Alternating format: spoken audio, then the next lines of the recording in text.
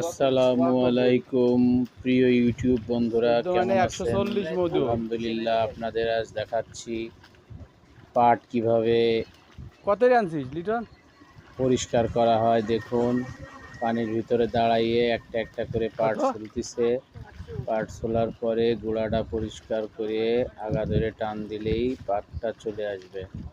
দেখতে থাকুন, আপনাদেরকে আজকে দেখাচ্ছি আমি পাট কিভাবে বাছা হয়। তো যদি দেখে ভালো লাগে, একটা লাইক, একটা কমেন্ট, শেয়ার এবং আমার চ্যানেলটা সাবস্ক্রাইব করবেন। অনুরোধ থাকলো আপনাদের কাছে আমার চ্যানেলটা সাবস্ক্রাইব করবেন ইনশাআল্লাহ, আর লাইক, কমেন্ট, শেয়ার করবেন। হয়ে গেছে তোর মধ্যে হয়ে গেছে। তো আপনারা দেখতে থাকুন কিভাবে পাট চিগিয়ে বাইর করা হয়।